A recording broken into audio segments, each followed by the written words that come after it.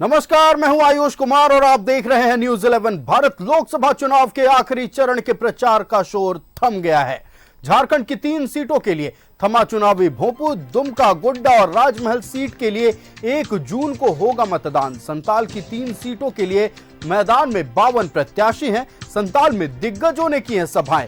राजमहल में कांग्रेस सांसद इमरान प्रतापगढ़ी ने की रैली।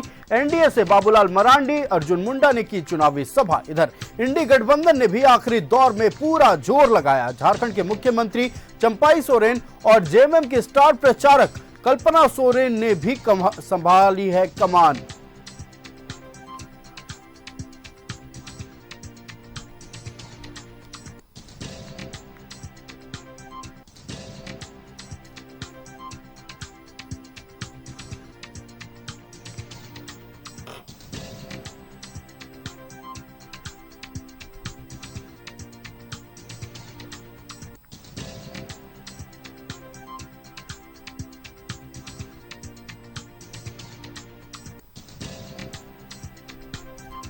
तो आपको बता दें, लोकसभा चुनाव के आखिरी चरण के लिए प्रचार का शोर थम गया है। झारखंड की 3 सीट दुमका, गोड्डा और राजमहल में 1 जून को मतदान होगा। इधर 7वें दौर के दंगल के लिए प्रचार का शोर थम गया है। आखिरी चरण में संताल की 3 सीट समेत 8 राज्यों के 57 सीटों पर मतदान होगा। प्रचार का आखिरी दिन निशिकांत के लिए एक्ट्रेस अक्षरा सिंह सड़क पर उतरी, जबकि विजय हांसदा के लिए इमरान प्रतापगढ़ी ने वोट मांगे। जीत के दावे सभी कर रहे हैं, लेकिन किसके दावे में कितना दम है, इसका फैसला 1 जून को जनता करेगी। थम गया प्रचार, अब डोर टू डोर उम्मीदवार। 1 जून को 8 राज्यों की 57 सीटों पर मतदान। 7वें चरण में संथाल की 3 सीटों पर वोटिंग। लोकसभा चुनाव के आखिरी चरण के लिए प्रचार का शोर थम गया। 1 जून को झारखंड में संथाल की 3 सीटों समेत 8 राज्यों के 57 सीटों पर वोटिंग होगी। 7वें चरण में गोड्डा, दुमका और राजमहल में मतदान होगा। 1 जून को 8 राज्यों की 57 सीटों पर मतदान। 7वें चरण में झारखंड की 3 सीटों पर वोटिंग। गोड्डा, दुमका, राजमहल में डाले जाएंगे वोट। उत्तर प्रदेश की 13 और बिहार की 8 सीटों पर मतदान। ओडिशा के 6, हिमाचल प्रदेश के 4 सीटों पर वोटिंग। पश्चिम बंगाल के 9 सीटों पर भी डाले जाएंगे वोट। 7वें चरण में पंजाब की 13 सीटों पर होगा मतदान। संथाल की 3 सीटों पर दांव पर 52 प्रत्याशियों की किस्मत। दुमका के साथ गोड्डा में भी मैदान में 19 उम्मीदवार। राजमहल के रण में 14 प्रत्याशियों की चुनावी किस्मत। 7वें चरण में वाराणसी सीट पर चुनाव है, जहां से प्रधानमंत्री नरेंद्र मोदी चुनाव लड़ रहे हैं। वहीं हिमाचल की मंडी सीट पर फिल्म अभिनेत्री कंगना रनौत मैदान में है, जबकि पश्चिम बंगाल के डायमंड हार्बर सीट पर ममता बनर्जी के भतीजे अभिषेक बनर्जी की किस्मत दांव पर है। वहीं बिहार के पाटलिपुत्र सीट पर लालू प्रसाद यादव की बेटी मीशा भारती मैदान में है। 7वें चरण के चुनाव प्रचार के आखिरी दिन धुआंधार प्रचार हुआ। महगामा में भोजपुरी की मशहूर अभिनेत्री अक्षरा सिंह ने रोड शो किया। बीजेपी प्रत्याशी निशिकांत दुबे के समर्थन में अक्षरा सिंह ने कछुआ चौक से बसवा चौक तक रोड शो किया। वहीं दुमका में बीजेपी प्रत्याशी सीता सोरेन ने रोड शो किया। इस दौरान सीता सोरेन की 2 बेटियां और पूर्व विधायक लुइस मरांडी मौजूद रहे, जबकि राजमहल में बीजेपी विधायक अनंत ओझा ने पार्टी प्रत्याशी ताला मरांडी के पक्ष में बाइक रैली निकाली। पाकुड़ में इंडी गठबंधन के समर्थन में इमरान प्रतापगढ़ी ने चुनावी सभा की। सभा में कांग्रेस के कई बड़े नेता मौजूद रहे। वहीं केंद्रीय मंत्री अर्जुन मुंडा ने भी पार्टी प्रत्याशी के पक्ष में सभा को संबोधित किया। दुमका में बीजेपी की सीता सोरेन वर्सेस जेएमएम के नलिन सोरेन। गोड्डा में बीजेपी के निशिकांत दुबे वर्सेस कांग्रेस के प्रदीप यादव। राजमहल में बीजेपी के ताला मरांडी वर्सेस जेएमएम के विजय हांसदा। राजमहल सीट पर निर्दलीय ताल ठोक रहे लोबिन हेम्ब्रम। 7वें चरण में जिन 57 सीटों पर वोटिंग होनी है, 2019 में उनमें 32 सीटों पर एनडीए का कब्जा था, जबकि यूपीए ने 9 सीटें जीती थी। झारखंड की बात करें तो संथाल की 3 सीट में से 2 पर बीजेपी ने जीत दर्ज की थी। गोड्डा और दुमका में कमल खिला था, जबकि राजमहल में जेएमएम ने जीत दर्ज की थी। लेकिन अब की बार तीनों सीट पर जीत का दावा एनडीए के साथ इंडिया गठबंधन भी कर रहा है। लेकिन किसके दावे में कितना दम है, इसका फैसला 1 जून को संथाल की जनता करेगी। Bureau report, news 11 Bharat. तो आखिरी चरण के चुनाव के लिए चुनावी भोपू शांत हो गया है। 1 जून को मतदान होगा और अब जनता 52 उम्मीदवारों के भाग्य का फैसला ईवीएम में 1 जून को कैद कर देगी। ग्राउंड जीरो से हमारे साथ 3 संवाददाता जुड़ चुके हैं। संताल के रण की पूरी जानकारी के साथ पाकुड़ से हमारे संवाददाता विपिन जुड़ चुके हैं, देवघर से हमारे संवाददाता सत्यव्रत किरण जुड़े हुए हैं और राजमहल से हमारे संवाददाता मनोज जुड़े हुए हैं। हम सबसे पहले रुख करेंगे अपने संवाददाता विपिन का, जो पाकुड़ से हमारे साथ बने हुए हैं। विपिन, देखिए चुनावी भोपू शांत हो गया है। हमने देखा संताल के रण के लिए लगातार एक से बढ़कर एक दिग्गजों का आना जाना लगा रहा है, एक से बढ़कर एक रैलियां हुई और अब चुनावी भोपू शांत है। अब उम्मीदवार डोर टू डोर जाएंगे और जनता से अपने समर्थन की अपील करेंगे। लेकिन अब प्रशासन की बारी है, अब चुनावी तैयारियों पर बात करने की बारी है। प्रशासन की ओर से 1 जून को होने वाले मतदान को लेकर क्या तैयारियां की गई है?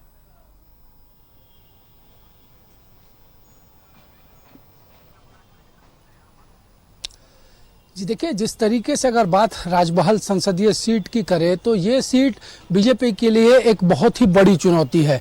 2014 और 2019 में भी नरेंद्र मोदी के नाम का जो तूफान देश की राजनीति में आया था, उसने इस संसदीय क्षेत्र पे तीर धनुष पर कोई भी छाप छोड़ने में कामयाबी हासिल नहीं की थी। इस लिहाज से इस बार बीजेपी ने पूरी ताकत लगाई। पूर्व प्रदेश अध्यक्ष ताला मरांडी को यहाँ से उम्मीदवार बनाया, तो झारखंड मुक्ति मोर्चा की तरफ से इंडिया गठबंधन के उम्मीदवार के रूप में यहाँ के 2 बार के सांसद विजय हांसदा पर एक बार फिर से भरोसा जताया गया और वो तीसरी जीत के लिए लगातार यहाँ पर मेहनत करते नजर आए। आज के दिन की अगर बात करें तो राजमहल संसदीय क्षेत्र में कल्पना सोरेन ने लगातार कई सभाएं की, इमरान प्रतापगढ़ी की संथाल में 4 सभाएं हुई, बाबूलाल मरांडी इस क्षेत्र में चुनाव प्रचार करने आए, नेता प्रतिपक्ष अमर बाउरी का प्रेस कॉन्फ्रेंस इस संसदीय क्षेत्र में हुआ। तो तमाम तरह ही से जब 5 बजे का समय जो निर्धारित था चुनाव प्रचार के अंतिम घंटे के रूप में, तो तब तक सभी दल ने अपनी पूरी ताकत लगाई है और अब डोर टू डोर से ज्यादा बूथ मैनेजमेंट पर प्रत्याशियों का फोकस होगा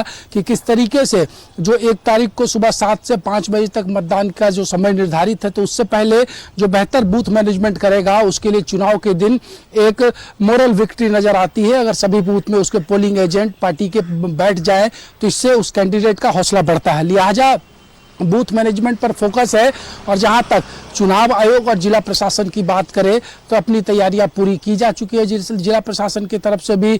कल जो पाकुड़ जिला, क्योंकि अगर राजमहल संसदीय सीट की बात करें तो साहेबगंज और पाकुड़ जिले में ये लोकसभा की सीट जो है वो समाहित है। 2 जिलों के अंदर होने की वजह से पाकुड़ के हिस्से की जो ईवीएम और जो पोलिंग पार्टी है वो कल यहाँ सुबह रवाना यहाँ से की जाएगी।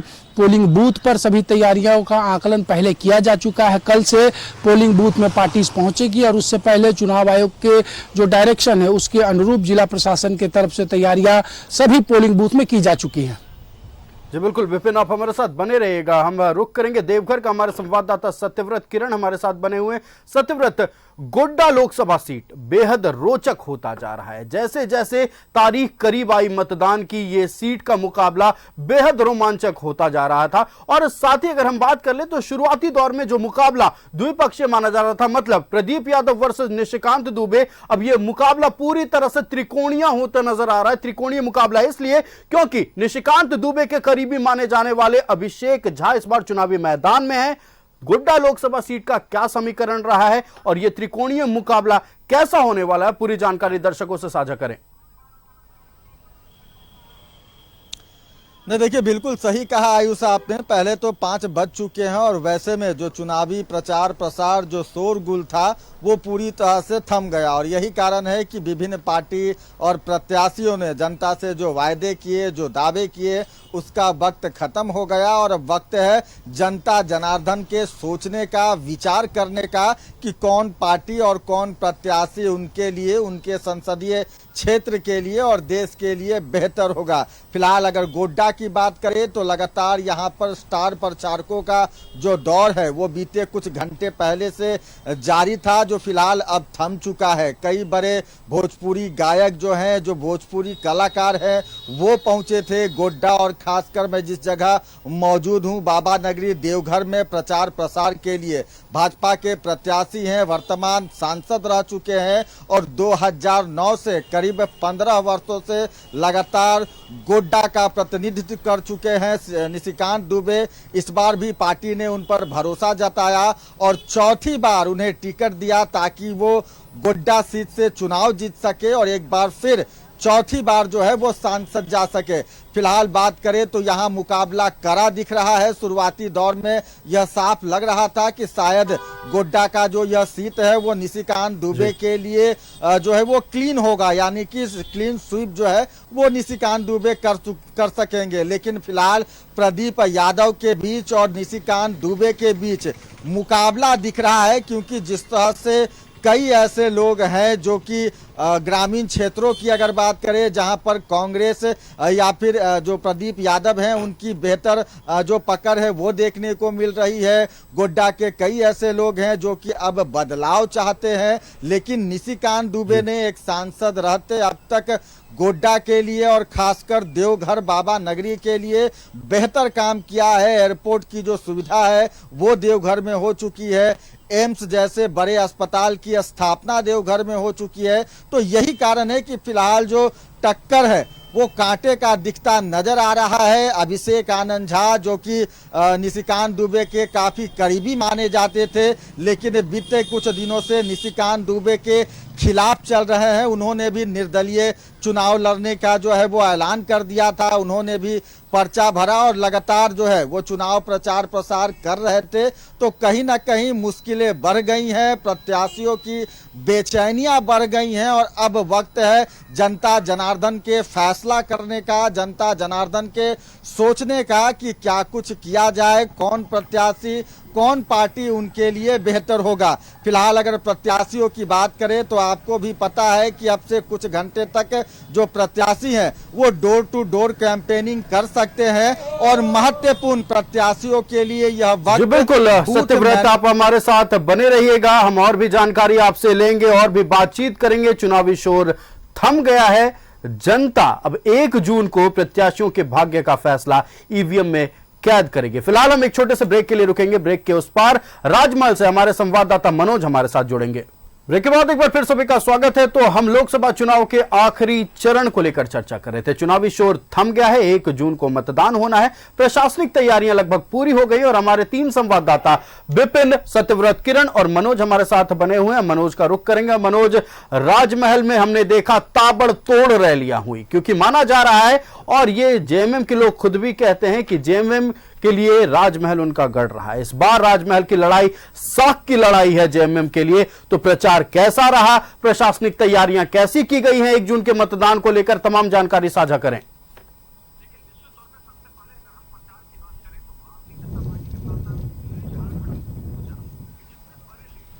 देखिए, निश्चित तौर पे सबसे पहले अगर हम प्रचार की बात करें तो भारतीय जनता पार्टी के साथ साथ झारखंड मुक्ति मोर्चा के जितने बड़े लीडर थे वो महागठबंधन के लीडर ये राजमहल लोकसभा निर्वाचन क्षेत्र के तमाम वैसे जगह जहां उनका वोटर था, ऐसा लग रहा था कि जहां वो अपने भीड़ ज्यादा जुटा पाएंगे उस इलाके में झारखंड मुक्ति मोर्चा लगातार जो है वो ताबड़तोड़ रैलियां कर रही थी।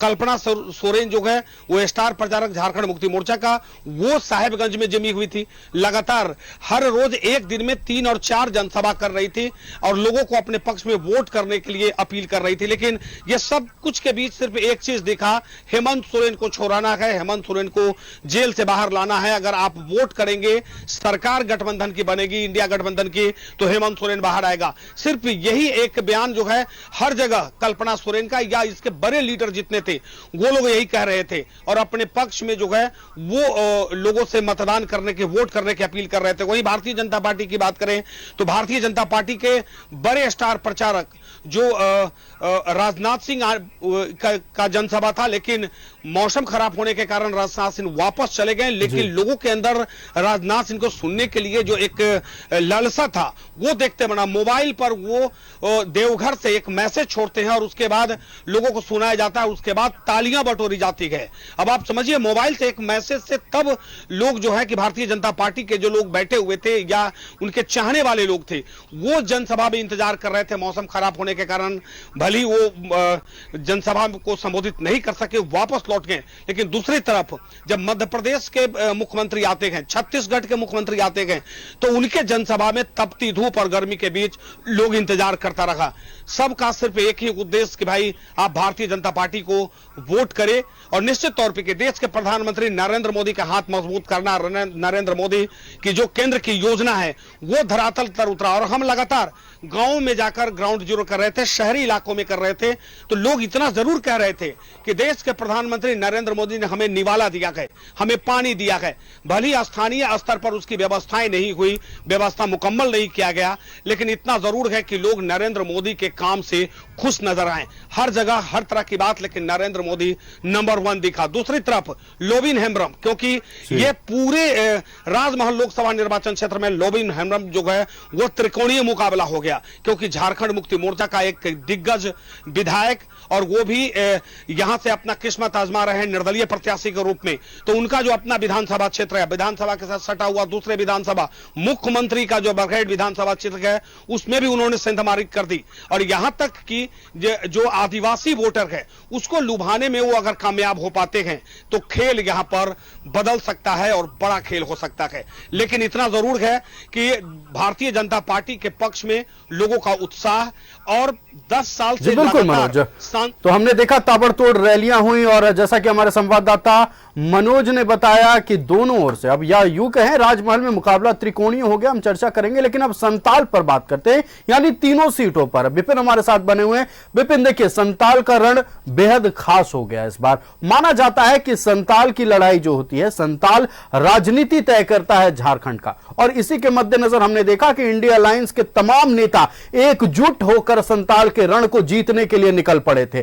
तमाम दिग्गजों ने ताबड़तोड़ रैलियां की। हमने देखा मुख्यमंत्री चंपाई सोरेन ने खुद मोर्चा संभाला था। जेएमएम के स्टार प्रचारक कल्पना सोरेन ने एक दिन में करीब 3 से 4 सभाएं करती नजर आई। वहीं अगर आज की बात करें तो इमरान प्रतापगढ़ी पहुंचे। क्या ये इंडिया अलायंस के लोगों ने भी मान लिया है कि संताल का रण अगर जीत लिए तो एक बड़ा जीत होगा, एक बड़ी जीत होगी और आगे के भविष्य के लिए, राजनीतिक भविष्य के लिए यह संताल के रण को जीतना बेहद खास है? विपिन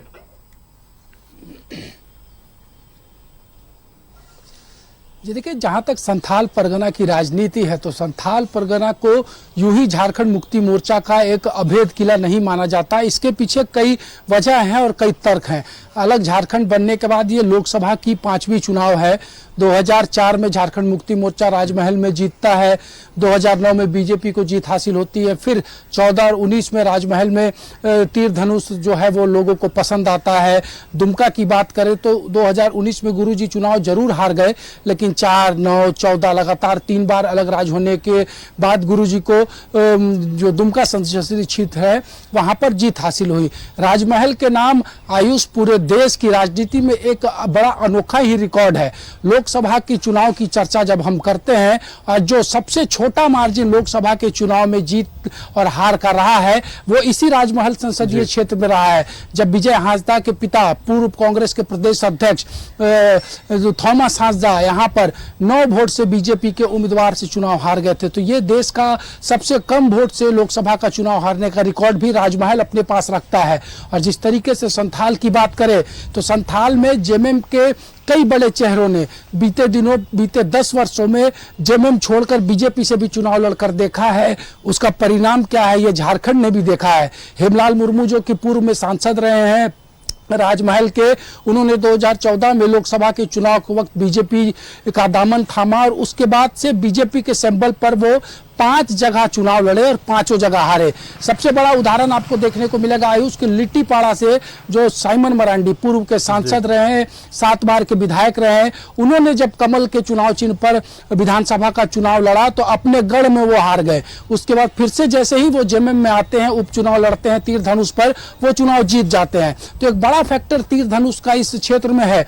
और बीजेपी को मालूम है कि संथाल की राजनीति में राजमहल और दुमका, और खास करके अब क्योंकि चुनाव प्रचार थम गया है तो इस बार जिस तरीके से हेमंत सोरेन की गिरफ्तारी का मुद्दा एक बड़ा मुहिम बना पूरे चुनाव प्रचार में, चाहे आज इमरान प्रतापगढ़ी को हमने सुना, कांग्रेस प्रदेश अध्यक्ष राजेश ठाकुर की बातों को सुना, या फिर सबसे बड़ी अगर इस लोकसभा चुनाव के प्रचार प्रसार के दौरान झारखंड मुक्ति मोर्चा को एक जो ऊर्जा आई है वो कल्पना सोरेन के नाम से आई है। जिस तरीके से चुनावी सभाओं को कल्पना सोरेन संबोधित कर रही हैं, जो भीड़ उनकी सभाओं में उमड़ रही है और जिस तरीके से पब्लिक से कल्पना सोरेन कनेक्ट कर रही हैं, ये राजनीतिक जानकारों के बीच एक चर्चा का विषय हो गया है कि इतनी अद्भुत तरीके से, और सही मायने में जो राजनीतिक जानकार है वो कह रहे हैं कि शायद स्टार प्रचारक इसी तरह के व्यक्ति के लिए बना है कि जब वो अपनी सभाओं में पहुंचे तो लोग उनको सुनने के लिए बड़ी संख्या में हो। आज सुबह राज्य के पूर्व उप मुख्यमंत्री स्टीफन मरांडी से जब हमारी बात हो रही थी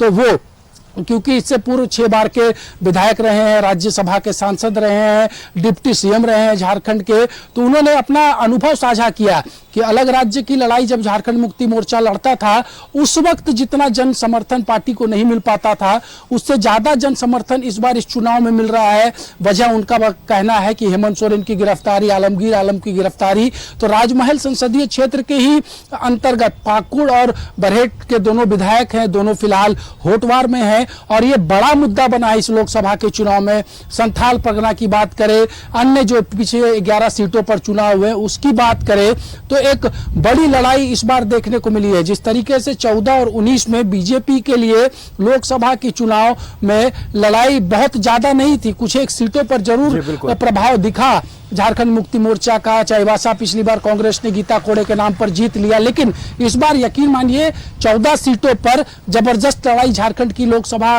के चुनाव में देखने को मिला है और वही बानगी इन 3 सीटों पर गोड्डा, राजमहल और दुमका में भी देखने को मिल रही है। इसलिए यह कहा जाता है कि झारखंड की राजनीति में अगर आपने संथाल और कोल्हान को साध लिया तो रांची के सत्ता में काबिज होने के लिए आपको बहुत परिश्रम करने की आवश्यकता उसके बाद नहीं पड़ती है। बिल्कुल बिल्कुल विपिन, कांटे की टक्कर देखने को मिल रही है। सभी 14 सीटों की अगर बात कर ले, सभी दल के नेता ताल ठोक रहे हैं कि हमारी जीत होगी और ऐसे में इस बार संताल का रण बेहद रोचक होने वाला। खैर, चुनावी शोर थम गया है, अब 1 जून को तय होगा और तय करने वाली जनता होगी कि कौन इस बार जो है संताल के रण में 3 सीटों पर जीत हासिल करेगा, यह जनता तय करेगी। हम अपने संवाददाता सत्यव्रत किरण का रुख करेंगे, देवघर से हमारे साथ बने हुए। सत्यव्रत, न्यूज़ 11 भारत की टीम जब गोड्डा लोकसभा क्षेत्र के जमीन पर उतरी थी तो सबके जुबान पर नाम था एयरपोर्ट का, सबके जुबान पर नाम था एम्स का, और सब चर्चा कर रहे थे कि हम बहुत खुशकिस्मत हैं कि हमारी धरती पर एम्स आया, एयरपोर्ट आया। और जो कि दूसरे अगर लोकसभा क्षेत्रों की बात कर ले तो इसमें नाराजगी देखने को मिली थी।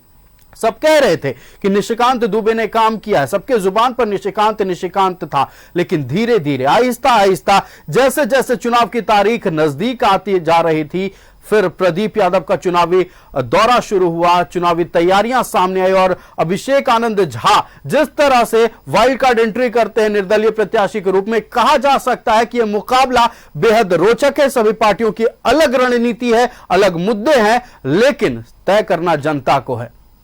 Satyavrat,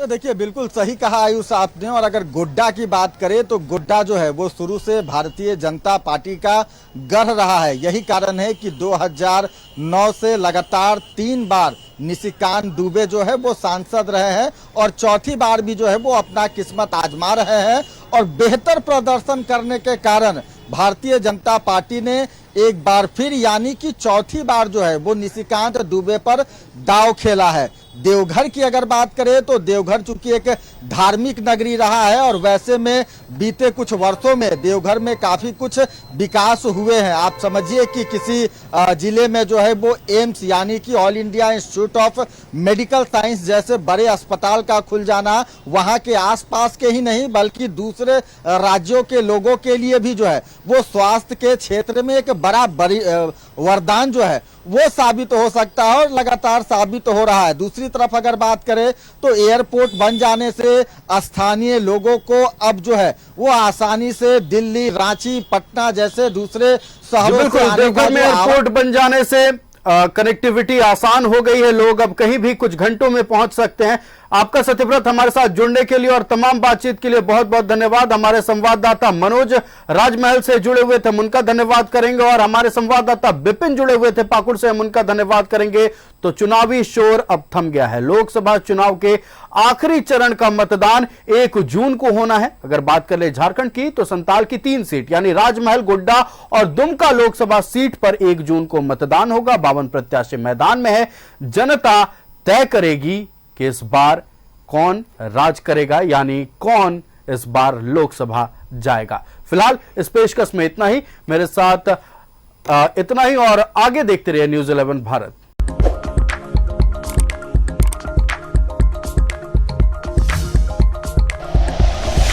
like and share videos, subscribe करें हमारा चैनल और प्रेस करें बेल आइकॉन। न्यूज़ 11 भारत, सच है तो दिखेगा।